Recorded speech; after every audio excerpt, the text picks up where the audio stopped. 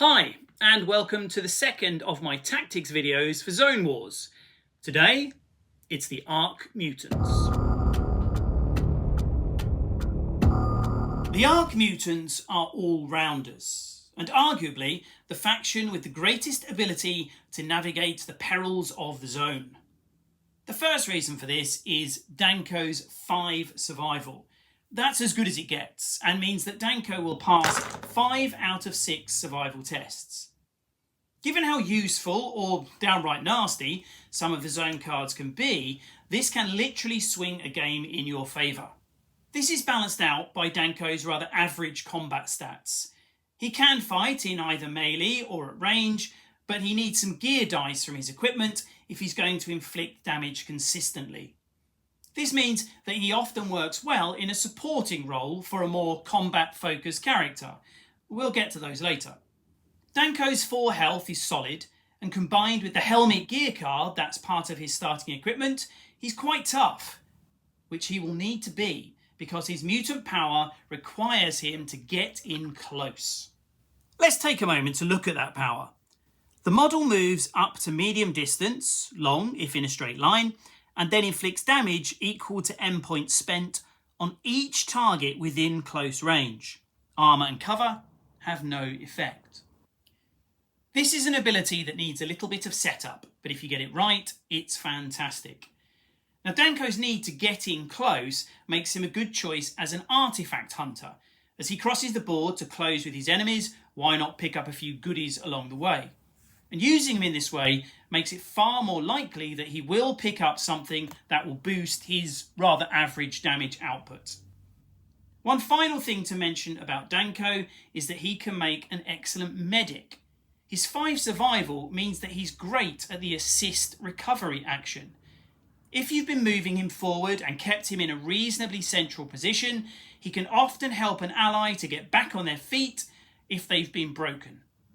Nafta is the second reason that the Ark Mutants are skilled at traversing the zone. Her survival is only 1 lower than Danko's, and she has the fantastic mutation Rot Eater. This ability allows her to remove the effects of a zone card and instead heal 1 point of damage for each MP she spends. That is awesome. In combat, Nafta is a crack shot with a ranged attribute of 5. Add to this a scrap rifle and she's an excellent sniper. In fact, she's one of 2 in the Ark Mutant faction. And at the end of the video, I'll give you an army build that can really lean into this faction strength.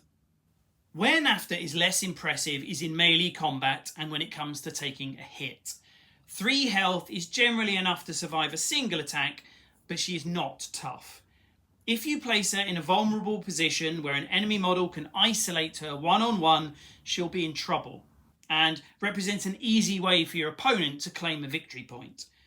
I would suggest you keep Nafta well away from the enemy whenever possible to use those excellent sniping skills.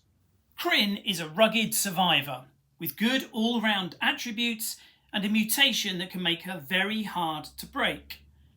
Stone Skin is a reflex mutation that allows her to reduce the amount of damage she suffers from an attack. A good tactic, therefore, can be to use Kren to draw fire away from more vulnerable fighters, such as Nafta.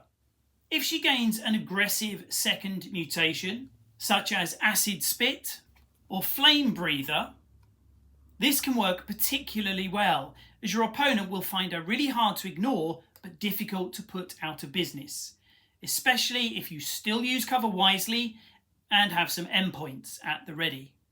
Hugus is the faction's only true melee specialist, but damn, he does do it well. He starts off with a chainsaw, adding 3 gear dice and has 5 melee. Add in the Crusher mutation and he has the potential to go head to head with anyone in the game. Hugus is not a hopeless shot, but unless he's managed to pick up a powerful artifact, he probably has no business using ranged attacks. My advice is to get him in close. In fact, just his impending approach may cause your opponent to position his troops defensively. If Hugus gains Frog Legs or Malleable as his second mutation, you can use him to threaten a sudden attack. This might corral a nervous enemy further, forcing their models together and giving you more control of the board. You can see that Hugus is a hammer with which to smash the opposition, but used cleverly, he can also force your opponent onto the back foot, giving you the upper hand. My one warning with him is that his low survival means that if he is broken, he won't get up quickly. Shifting all that bulk and carrying a chainsaw when you're feeling woozy isn't easy. Finally, we have Franton, who is the group's second marksman. Where Nafta works well as a back-of-the-board sniper, Franton can use his insect wings mutation to be incredibly manoeuvrable. He can flit about the board, taking pot shots at enemies, often from unexpected places, either because he has crossed terrain that seemed to offer protection, or because he has zipped high into the air and gained line of sight that way. Plan a move or two ahead with Franton, considering how and where you'll surprise your enemy, and it really can come as a nasty surprise. There's nowhere to hide from Franton.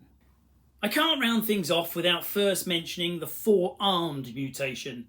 Any character, with the possible exception of Nafta, who gains this, has to be considered for a more aggressive, melee-focused role. Imagine Hugus with 4 arms. There are several builds that you could try with the Ark Mutants. A balanced list would include Dano, Kren and Franton.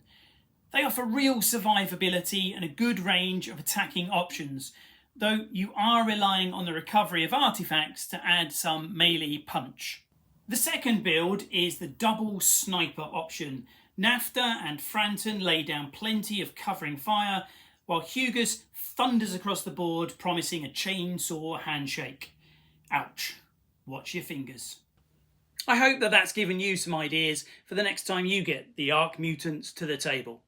If so, please consider checking out my other Zone Wars videos. I hope to see you again soon. Until then, keep rolling.